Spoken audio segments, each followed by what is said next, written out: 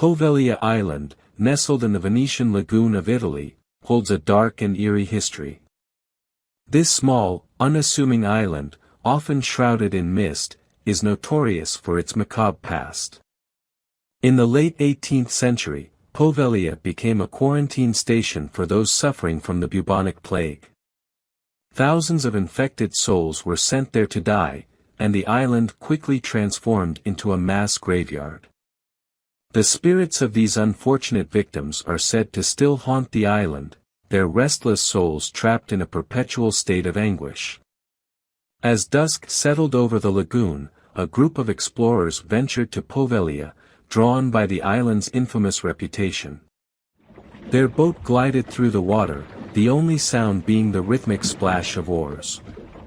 The island loomed ahead, its silhouette dark and foreboding against the fading light.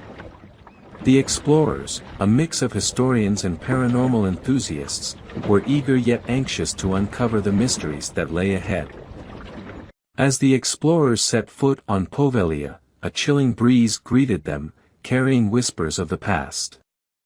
The decaying buildings, once bustling with the cries of the sick and dying, now stood silent and abandoned. The group made their way to the central building, a dilapidated structure that once served as a hospital.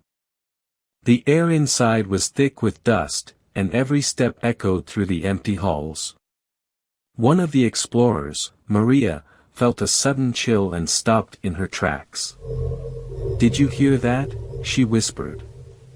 The others paused, listening intently. Faint, disembodied voices seemed to drift through the air, barely audible yet unmistakably present.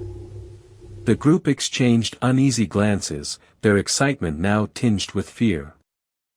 Venturing deeper into the hospital, the explorers stumbled upon an old operating room.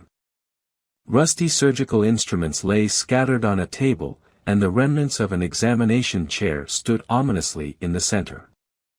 The air grew colder, and the atmosphere became increasingly oppressive. Suddenly, a loud crash echoed through the room, causing everyone to jump. A heavy, rusted door had slammed shut behind them. Panic set in as they realized they were trapped.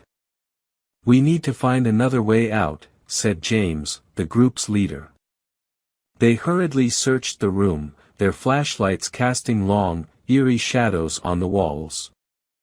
As they moved, they couldn't shake the feeling of being watched, the oppressive atmosphere pressing down on them. In their frantic search, the explorers discovered a hidden passageway behind a crumbling wall. The narrow corridor was lined with faded paintings of doctors and patients, their eyes seeming to follow the group as they moved.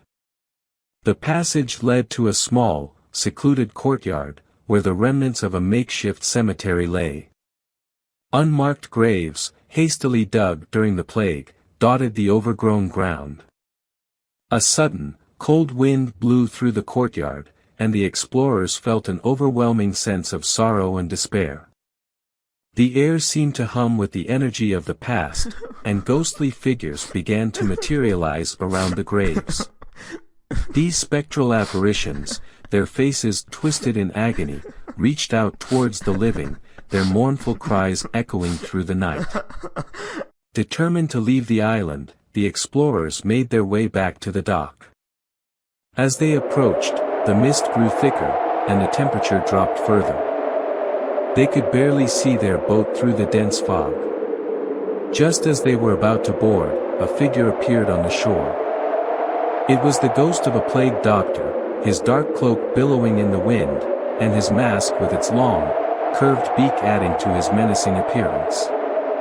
The ghostly plague doctor raised a hand, as if to warn them. "Leave this place," his voice echoed, seemingly coming from all directions at once. The explorers, terrified yet resolute, hurriedly got into the boat. As they rowed away, the island faded into the mist, the haunting figure of the plague doctor watching them until they were out of sight. They knew they would never forget the horrors of Poveglia Island.